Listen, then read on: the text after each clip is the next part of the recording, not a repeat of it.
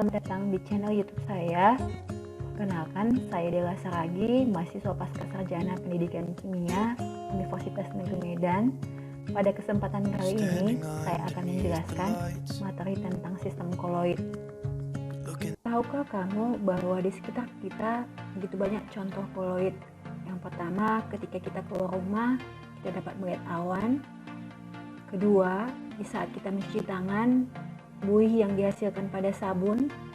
Yang ketiga, pada saat kita sarapan, contoh sebagai makanan penutup adalah susu. Dan yang terakhir, pada proses penjernihan air, bahkan menggunakan sistem koloid. Semuanya itu akan dijelaskan di dalam video pembelajaran ini, so keep watching ya.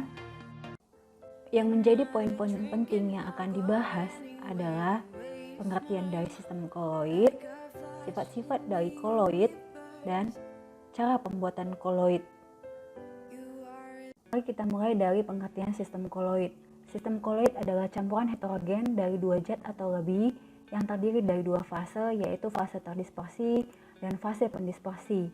Contoh, di saat kita mencampurkan tepung kanji dengan air, maka akan terbentuk suspensi. Artinya, tepung kanji tidak larut di dalam air dingin. Apabila dipanaskan, maka campuran tersebut akan sangat kental. Apakah itu layak disebut sebagai larutan? Maka oleh karena itu, para ahli kimia menggolongkan kanji ke dalam golongan khusus yang disebut sistem koloid. Keadaan di mana suatu zat terdistribusi secara merata di dalam mediumnya disebut sebagai sistem dispersi. Perbedaan larutan, koloid, dan suspensi dapat dilihat dari tabel berikut. Dari segi aspek bentuk campuran, larutan homogen, koloid tampak homogen, suspensi heterogen. Larutan stabil, koloid stabil, suspensi tidak stabil. Jumlah fase pada larutan adalah 1, koloid adalah 2, suspensi 2. Larutan tidak dapat disaring.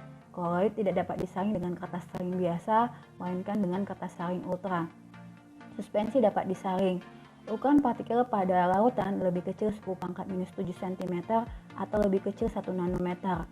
Koloid 10⁻⁷ cm sampai 10⁻⁵ cm atau 1 nanometer sampai 100 nanometer. Suspensi lebih besar 10⁻⁵ cm atau lebih besar 100 nanometer.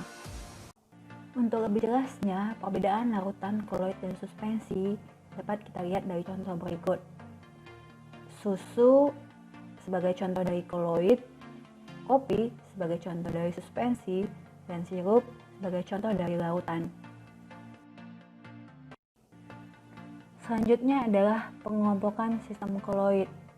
Yang pertama ada sol, memiliki fase terdispersi padat dan fase pendispersi cair, contohnya pada cat. Kemudian yang kedua ada sol padat, memiliki fase terdispersi padat dan fase pendispersi padat, contohnya pada gelas kaca berwarna. Yang ketiga, ada aerosol, memiliki fase terdispersi padat dan fase pendispersi gas, contohnya pada asap. Keempat, emulsi, memiliki fase terdispersi cair dan fase pendispersi padat, contohnya pada susu. Kelima, ada emulsi padat, memiliki fase terdispersi cair dan fase pendispersi padat, contohnya adalah keju. Keenam, ada buih, memiliki fase terdispersi gas dan fase pendispersi cair, contohnya buih pada sabun. Dan yang terakhir, busa padat, memiliki fase terdispersi gas dan fase pendispersi padat, contohnya pada busa atau gabus. Poin penting kedua mengenai sifat-sifat koloid. Yang pertama, gerak Brown. Gerak Brown adalah gerak acak atau jejak partikel koloid dalam medium pendispersinya. Gerak ini terjadi sebagai akibat tumbukan yang tidak seimbang dari molekul-molekul medium pendispersi dengan partikel koloid. Pada suspensi tidak terjadi gerak Brown karena ukuran partikel cukup besar sehingga tumbukan yang dialami seimbang. Sifat koloid yang kedua adalah efek Tyndall, yaitu peristiwa terhamburnya cahaya oleh partikel koloid. Terlihat di gambar bahwa ketika sumber cahaya dilewatkan melalui koloid, larutan, dan suspensi, terlihat berkas cahaya terdapat pada koloid dan suspensi. Kenapa? Dikarenakan Partikel koloid dan suspensi cukup besar untuk dapat menghamburkan sinar, sedangkan partikel-partikel larutan berukuran sangat kecil sehingga tidak dapat menghamburkan sinar. Sifat koloid yang ketiga adalah elektroforesis, adalah pergerakan partikel koloid dalam medan listrik. Jika partikel-partikel koloid dapat bergerak dalam medan listrik, berarti partikel koloid tersebut bermuatan.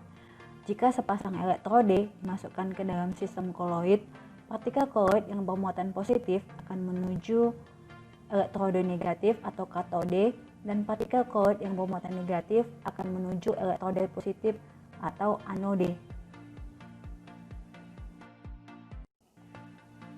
Sifat koloid yang keempat adalah adsorpsi, yaitu peristiwa di mana suatu zat menempel pada permukaan zat lain.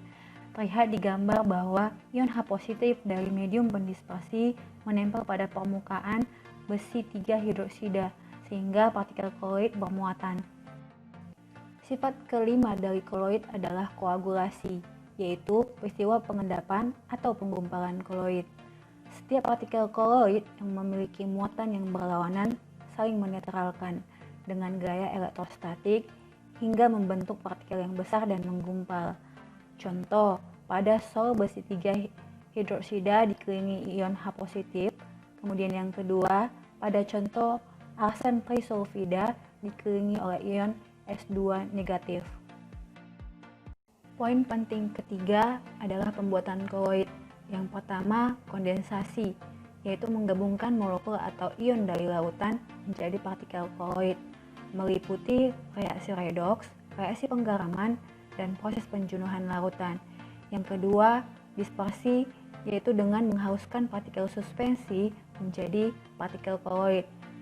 Adapun caranya yaitu yang pertama, cara mekanik, yaitu dengan pengurusan partikel kasar menjadi partikel koloid. Yang kedua, homogenisasi, yaitu menggunakan alat homogenizer. Pengolahan air sungai dengan sistem koloid, mekanismenya adalah terlebih dahulu air sungai kita masukkan ke dalam bak penampungan, kemudian ditambahkan tawas. Tawas inilah yang akan mengabsorpsi pengotor tanah dan menggumpalkannya sehingga membentuk endapan. Kemudian disaring yang terdiri dari 3 lapisan, yaitu pasir, kerikil, dan ijuk. Selanjutnya, pada proses absorpsi, kita dapat menggunakan karbon aktif untuk menyerap zat-zat kimia dan bau yang terlewat pada proses penyaringan. Dan yang terakhir yaitu desinfektan, kita dapat menggunakan kaporit untuk membunuh kuman-kuman yang terdapat dalam air. Cukup sekian penjelasan saya mengenai sistem koloid. Terima kasih kepada teman-teman yang sudah meluangkan waktunya untuk menonton video ini dari awal hingga akhir. Jangan lupa di subscribe dan komentarnya untuk perbaikan dalam video ini. Sampai jumpa di kesempatan berikutnya. Terima kasih.